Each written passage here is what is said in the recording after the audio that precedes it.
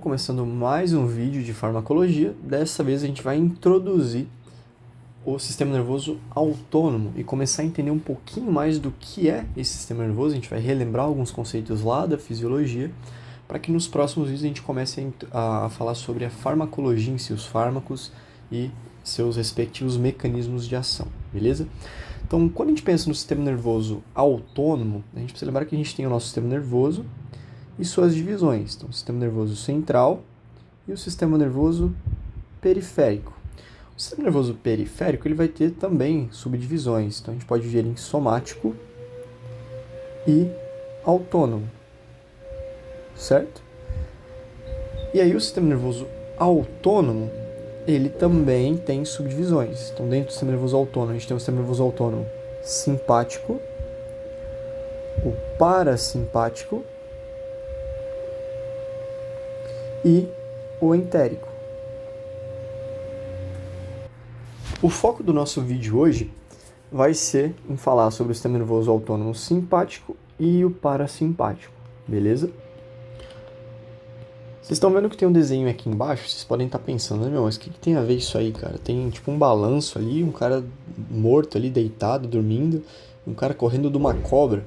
Mas isso aqui é pra gente entender as funções dos dois sistemas. Então, quando a gente pensa na ação, né, na função do sistema nervoso autônomo simpático, que é o que está de vermelhinho ali, quando a gente estuda fisiologia, o professor fala pra gente que o simpático ele é o sistema relacionado ali pelos nossos atos de lutar ou fugir. Então, ele está relacionado com luta ou fuga, certo? E o sistema nervoso autônomo parasimpático, ele tem a função contrária. Então, ele está relacionado ali com o repouso e a digestão. E os dois sistemas são importantes. Então, o sistema nervoso autônomo simpático ele vai colocar a gente em um estado de alerta, em um estado para agir, estarmos aptos ali para realizar alguma atividade. O parasimpático, a gente vai precisar de uma ativação maior dele, por exemplo, no final do dia. A gente está indo dormir ali, para a gente conseguir ter ali condições para dormir, por exemplo. Tá? E é importante que ao longo do dia a gente tenha uma variação entre esses sistemas. Algumas horas o simpático vai estar aumentado, outras horas o parasimpático vai estar aumentado, e por aí vai. Então a gente tem essas oscilações ali, ambos são importantes. Imagina que você está num piquenique, vou usar um exemplo aqui. E aí você tá lá de boa no piquenique, acabou de comer, aí você vai lá e deita, pega uma barraquinha lá e deita na barraca.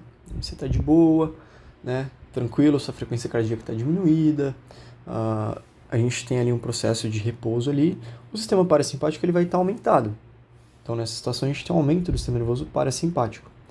Aí vamos supor que você vê uma cobra. Na hora que você vê a cobra, a gente já tem ali, você já começa a entrar no estado de luta ou fuga. Então você tem um aumento do sistema nervoso autônomo simpático. O que acontece? Aumento da frequência cardíaca, vasodilatação ali na musculatura, aumenta a liberação de glicose no sangue. Para quê? Para te dar condições para lutar ou fugir. Então o seu sistema nervoso entende que aquilo é um perigo, né? E ativa o sistema nervoso autônomo simpático para tentar de alguma forma ali meio que te proteger, te dar a condição de lutar ou fugir, beleza? Então esse é um mecanismo importante aí.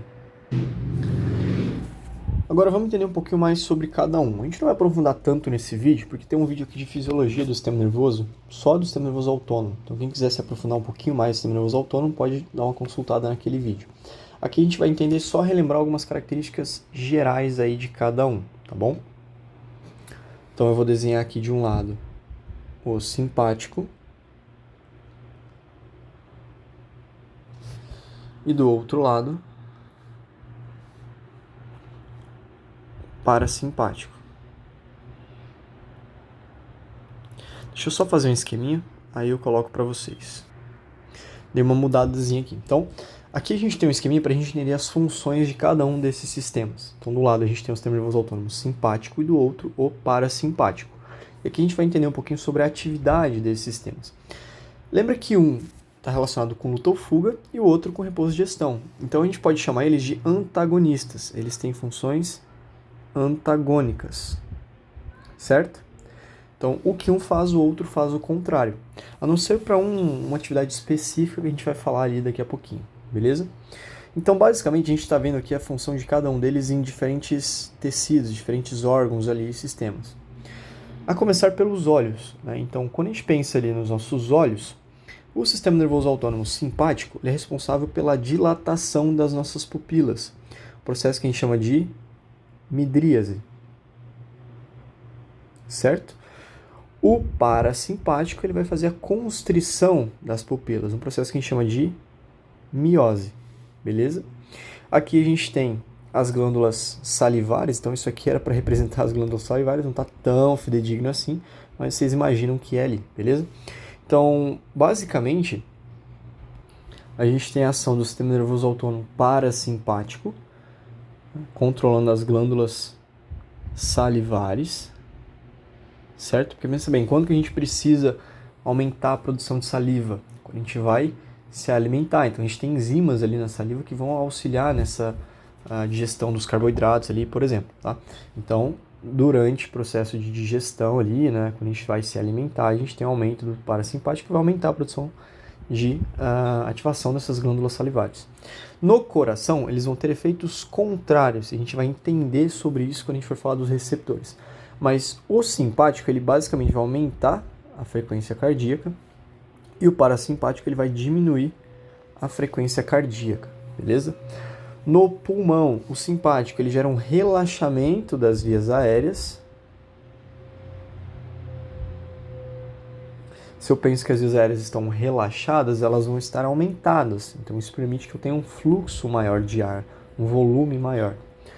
Já o parasimpático, ele vai fazer com que a gente tenha a constrição das vias, ou seja, a contração dessas vias. Então, mais uma vez, funcionando de formas antagônicas. Relacionado aqui à parte gastrointestinal. Basicamente, o simpático ele vai fazer o que a gente tem a inibição da digestão.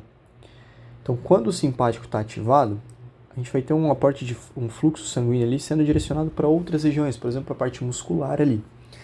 Quando o parasimpático está ativado, a gente vai ter um aumento do aporte sanguíneo no sistema gastrointestinal, além de a gente ter um aumento ali, por exemplo, né, da secreção da bile e também da motilidade. Então, o sistema nervoso parasimpático aumenta a secreção, aumenta a motilidade e ele vai estimular a digestão, certo? Por isso que é o sistema relacionado com repouso e digestão. No pâncreas, o sistema nervoso autônomo simpático ele vai diminuir a liberação da insulina e de algumas enzimas pancreáticas. O parasimpático ele vai aumentar a liberação. Então, ele aumenta a liberação tanto da insulina quanto dessas enzimas.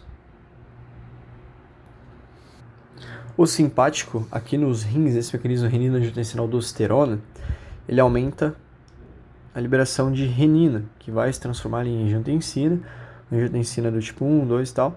E aí a gente tem no final ali o aumento da pressão arterial. Então o simpático ele contribui para o aumento da pressão arterial.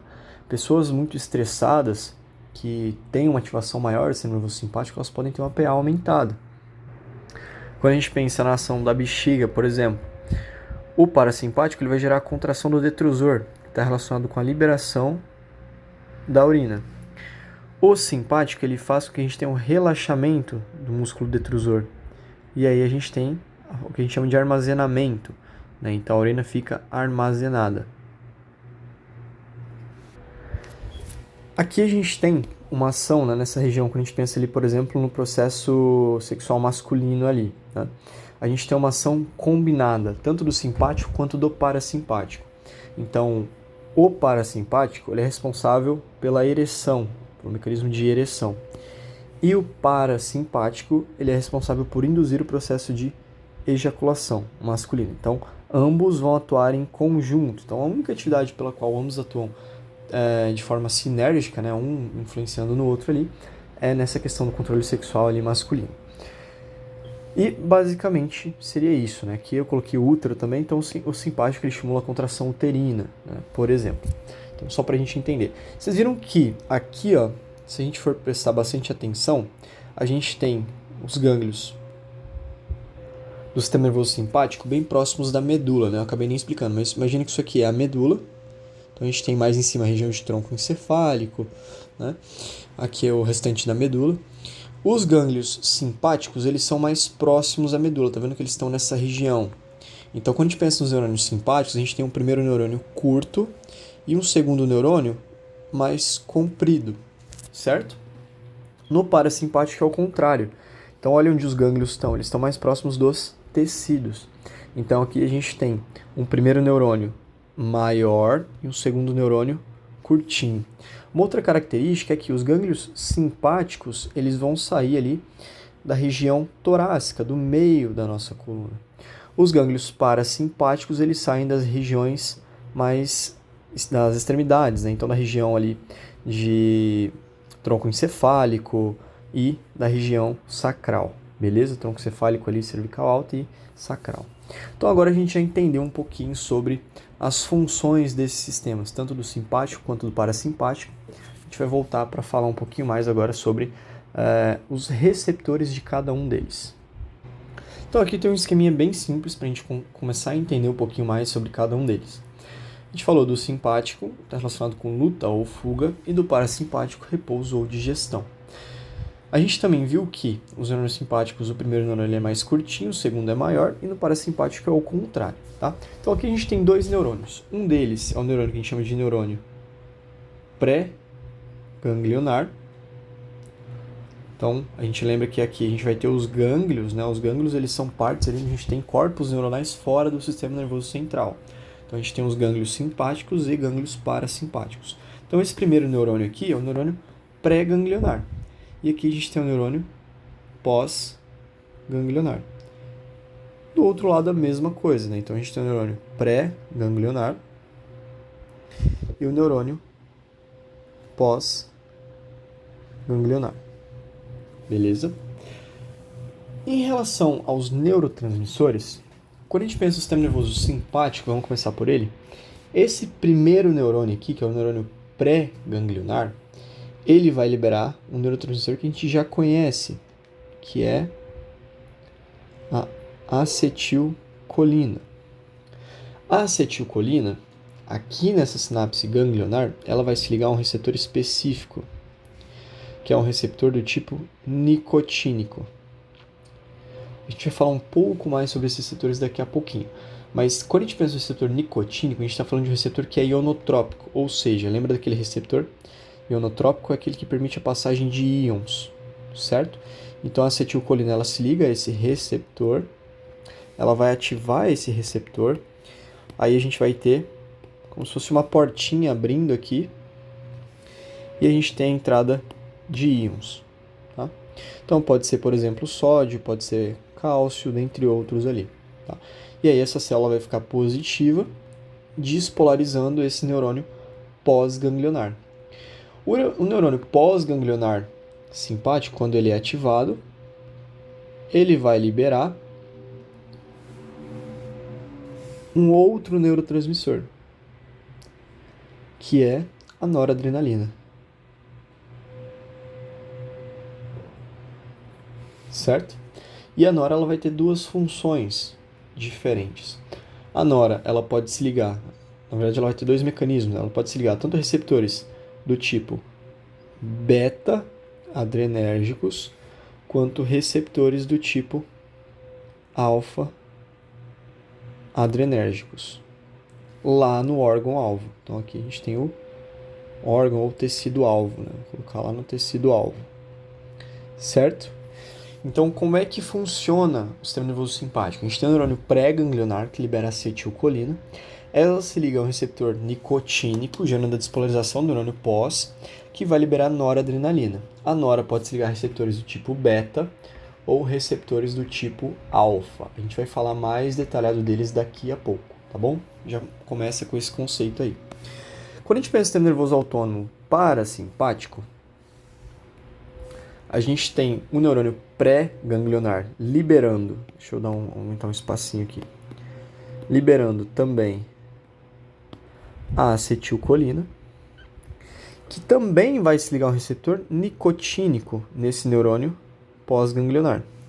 E aí a gente vai ter o mesmo efeito, esse neurônio pós vai ser despolarizado. Esse neurônio pós, ele vai liberar a acetilcolina de novo. E aí a acetilcolina, ela vai se ligar aos receptores muscarínicos, ou ela pode se ligar também a receptores do tipo nicotínicos, certo? Então a acetilcolina ela vai se ligar basicamente a dois receptores. Então a gente tem os receptores muscarínicos ou nicotínicos. A gente vai focar mais nos muscarínicos aqui, tá? Então a acetilcolina vai se ligar a esses receptores aí do tipo muscarínicos, que a gente vai abordar daqui a pouquinho para ver a diferença entre eles, certo? Então isso aqui para a gente ter uma visão básica ali sobre cada um dos sistemas. Bom, continuando, agora a gente vai falar da transmissão colinérgica. Então a gente vai entender o que acontece quando a gente tem a liberação da acetilcolina, tá? A gente vai entender o que acontece aqui. Quando a acetilcolina é liberada, a quem ela vai se ligar, beleza? Então a gente vai falar primeiro da transmissão colinérgica, que vai acontecer em ambas as sinapses ali ganglionares, né, que a gente acabou de ver. Então, tanto o simpático quanto o parasimpático vão liberar na sinapse ganglionar a acetilcolina. No neurônio pós, aí vai mudar um pouquinho, beleza? Mas a gente precisa entender a transmissão colinérgica. Então, a gente vê isso mais aprofundado na fisiologia também, mas aqui a gente vai ter uma ideia geral. Então, quando a gente fala de transmissão colinérgica, a gente está falando que existe a liberação da acetilcolina, beleza? Que é um neurotransmissor, ali, na maioria das vezes excitatório, mas pode ter outras funções também, a depender do receptor que ela vai se ligar. Então imagina que a gente deu um zoom naquela fenda sináptica. Então a gente estava falando ali em cima disso aqui, a gente pegou, deu um zoom e ampliou, certo? Para a gente entender um pouco mais o que está rolando ali. Opa. Então a gente está vendo isso aqui basicamente. Então eu tenho o meu neurônio pré-sináptico. Então esse é o pré-sináptico. E aqui eu tenho meu neurônio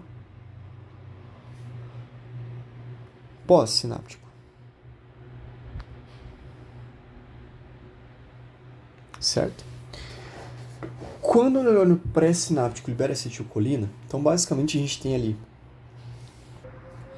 a junção dentro do neurônio pré do acetil-CoA mais da colina, mais ação enzimática ali, forma a acetilcolina, que fica dentro das vesículas ali, com ACH. Quando a acetilcolina ela é liberada, então imagina que foi lá, abriu a portinha ali,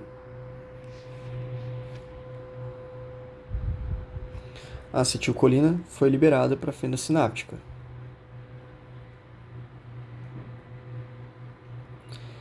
Ela vai se ligar a receptores no neurônio pós-sináptico, certo? Quais receptores? Então a gente tem duas classes de receptores de acetilcolina. A gente tem os receptores nicotínicos, e eles têm esse nome porque eles podem ser ativados pela nicotina, tá? E geralmente eles são ionotrópicos de sódio, ou seja, eles permitem a entrada de íon sódio quando eles são ativados. Então, a acetilcolina ela pode se ligar a receptores nicotínicos. Como a gente viu, eles são ionotrópicos de sódio. Então, quando eles são ativados, eles vão gerar uma despolarização desse neurônio pós. Onde esses receptores nicotínicos são encontrados?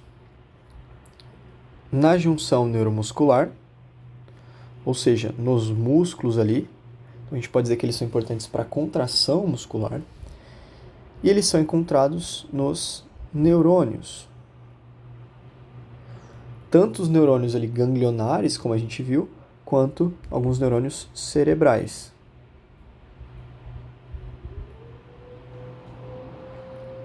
Beleza? Então esses são os receptores nicotínicos. Então lembra lá, a acetilcolina foi, se ligou ao receptor nicotínico, a gente vai ter a entrada de sódio dentro da célula. Abre a portinha, entra o sódio, despolariza. E a gente tem a propagação desse impulso elétrico. Beleza? Mas a acetilcolina ela pode se ligar a uma outra família de receptores, que são os receptores muscarínicos.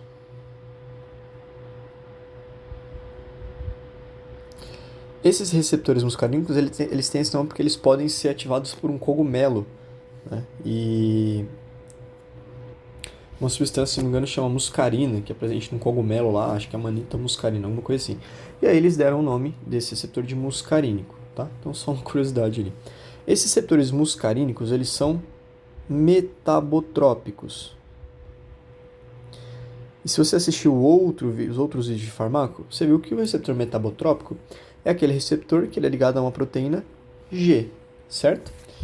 Qual que é o BO? O BO é que a gente tem 3 tipos de receptores. Na verdade, tem 5 classes de receptores muscarínicos. 2 não são tão bem compreendidas ainda.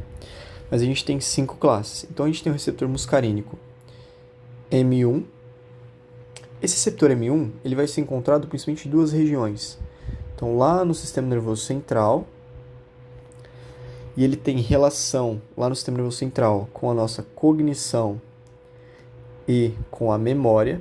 Então, a acetilcolina auxiliando nesses processos cognitivos relacionados à memória. E no estômago, ele tem uma função excitatória para estimular a produção de ácido gástrico. Então, lá no estômago, ele aumenta a produção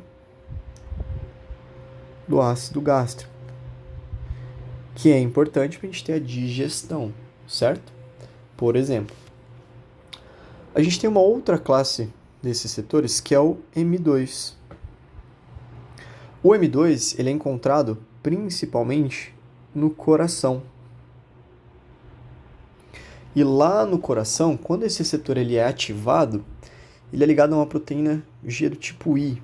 Ele acaba tendo um efeito inibitório. Então lá no coração ele tem um efeito inibitório. Se ele tem um efeito inibitório, não significa que o coração vai parar de bater. Mas ele consegue diminuir a frequência cardíaca e a força de contração cardíaca. Beleza?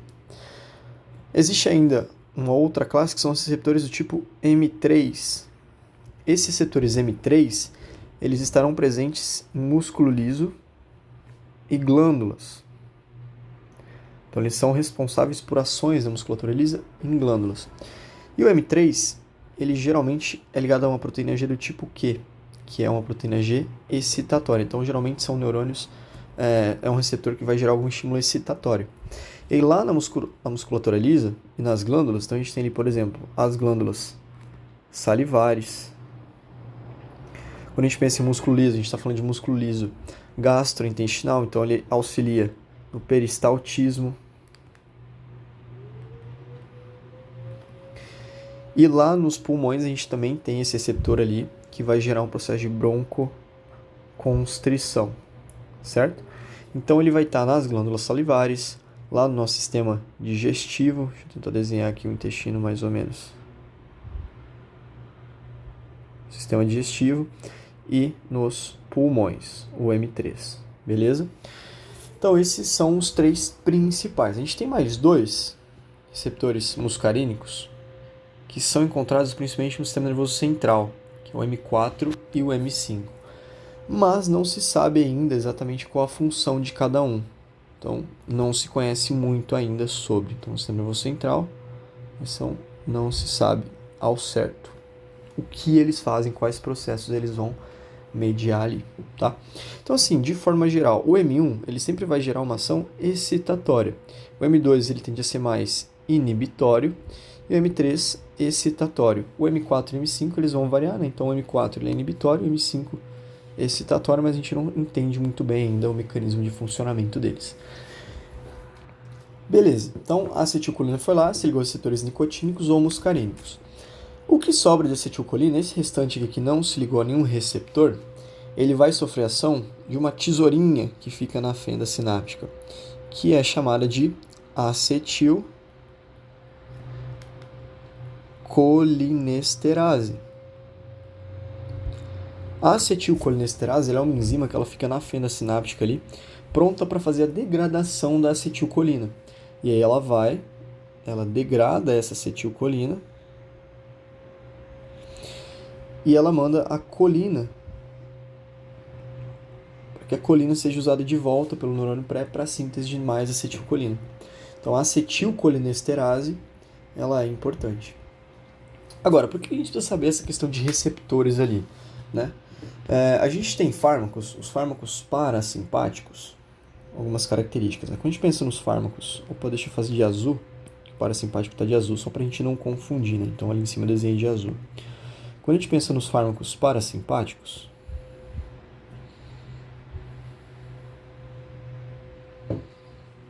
eles vão ter dois principais alvos, certo?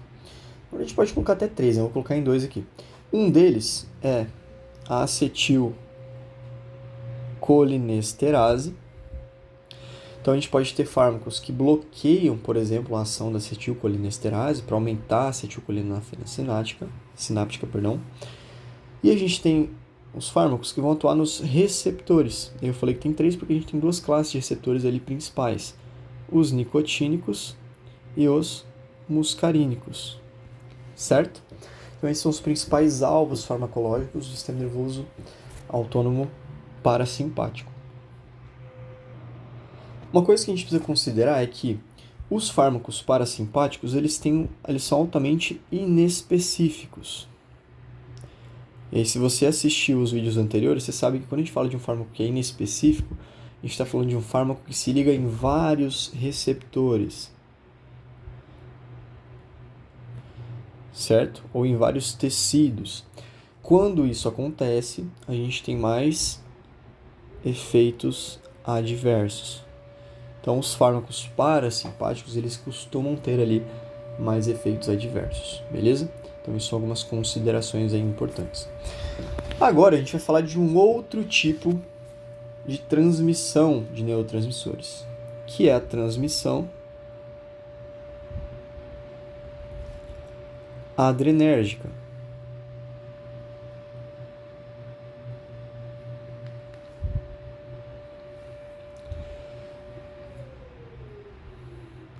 E quando a gente fala de transmissão adrenérgica, a gente está falando da transmissão das chamadas catecolaminas, né? Elas são chamadas de catecolaminas porque elas têm uma molécula de catecol.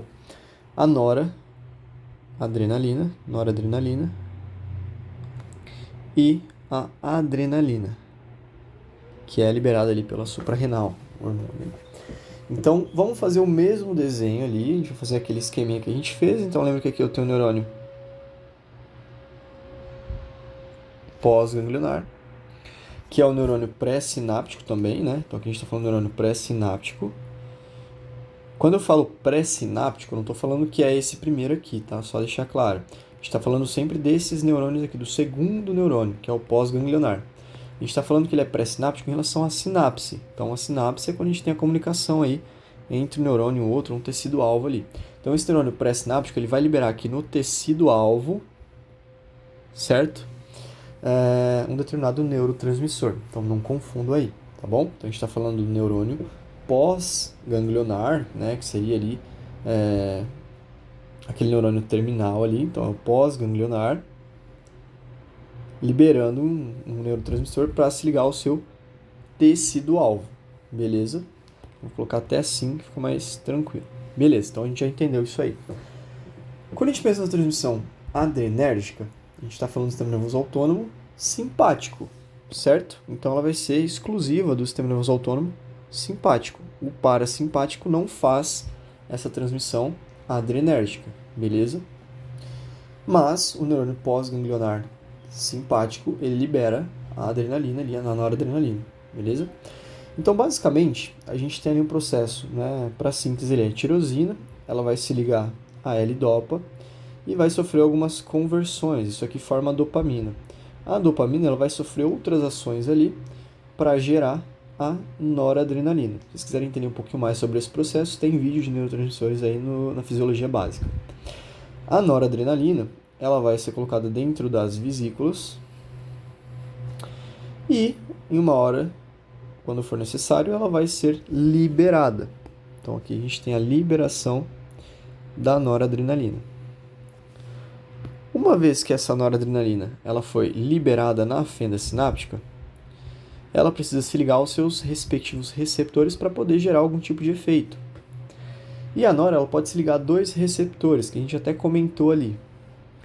Um desses receptores é o receptor do tipo beta.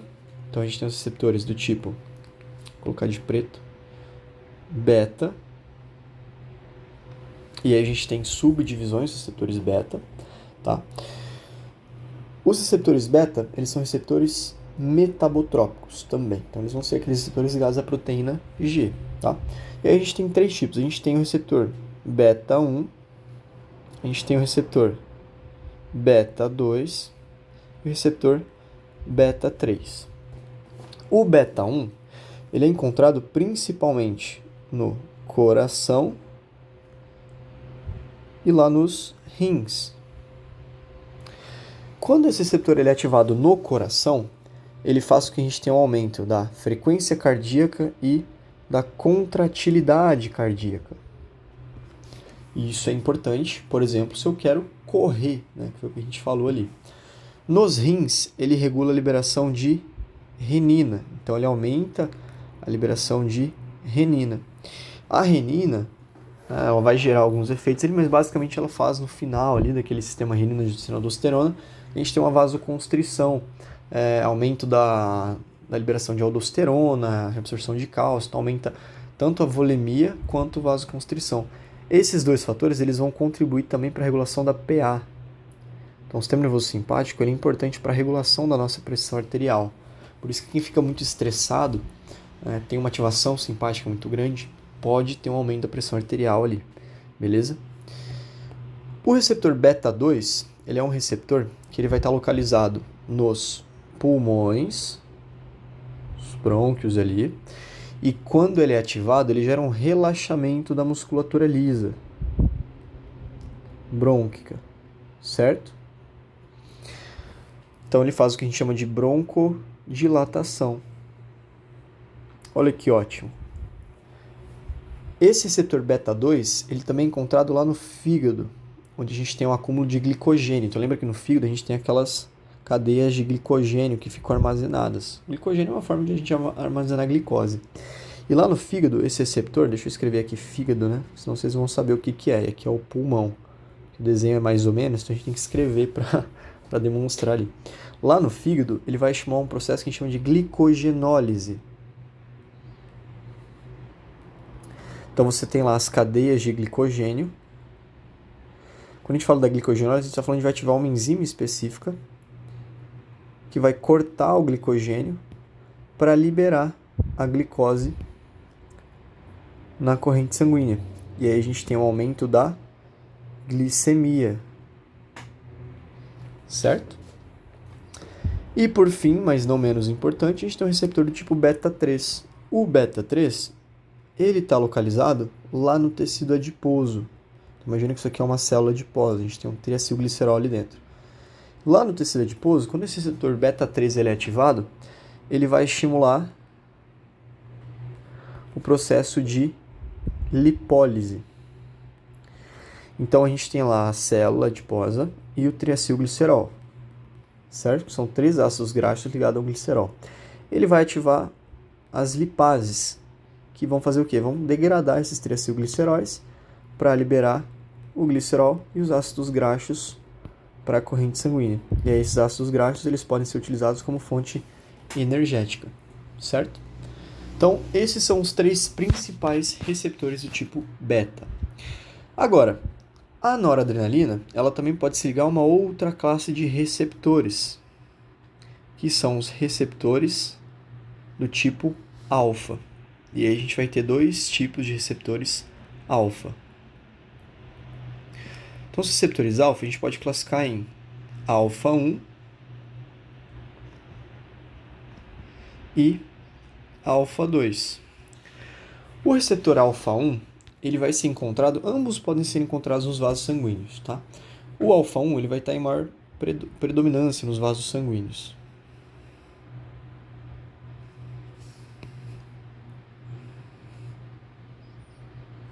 E quando esse receptor alfa 1 ele é ativado, ele vai gerar um processo de vasoconstrição. Então ele faz com que a musculatura lisa dos vasos sanguíneos se contraia, gerando uma vasoconstrição. Então essa vasoconstrição é importante para quê? Para regulação da PA. Então faz com que a gente tenha um aumento da pressão arterial. Beleza? O A2, ele também vai ser encontrado nos vasos, então ele também vai ter essa mesma função que a gente falou de regulação da PA, mas ele é encontrado nos neurônios pré-sinápticos. Então ele também é encontrado no neurônio pré-sináptico. E o que ele vai fazer no neurônio pré-sináptico? Então lembra que a gente viu que eu tenho o neurônio pré e o neurônio pós.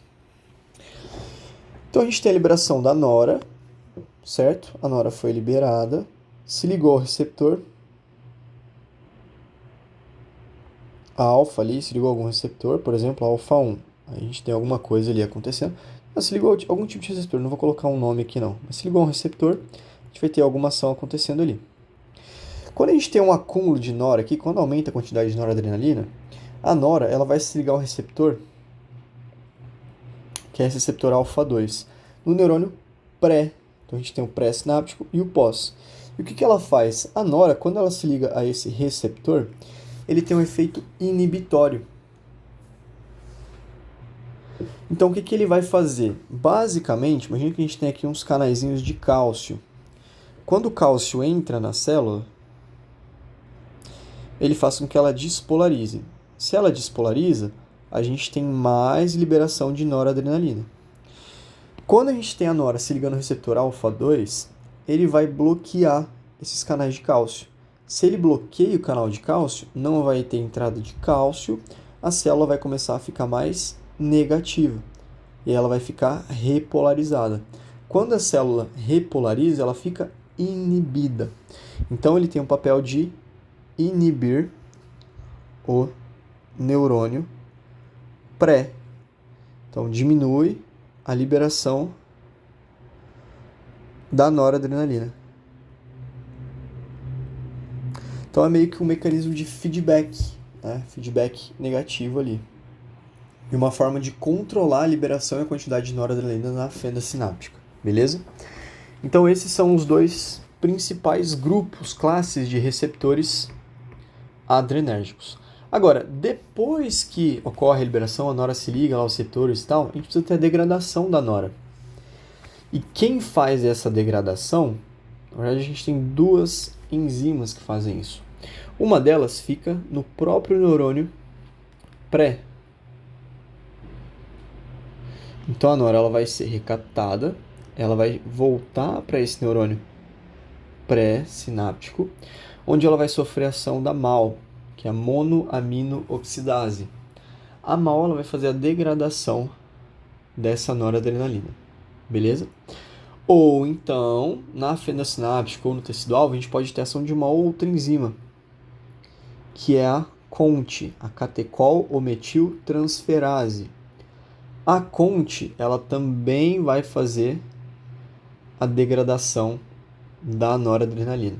Então a gente tem duas enzimas que fazem a degradação desse restante ali de nora para desativar a noradrenalina. A monoaminooxidase e a catecol-metiltransferase. Beleza? E aí a gente viu todo o processo de transmissão adrenérgica. Então eu vou encerrar esse vídeo por aqui. É muito importante que a gente entenda essas duas transmissões, tanto a colinérgica quanto a adrenérgica e os seus receptores. Porque a gente vai ter fármacos que vão atuar nesses receptores, ou ativando esses receptores, ou inibindo. Então, por exemplo, os beta-bloqueadores, eles vão bloquear os receptores beta, né?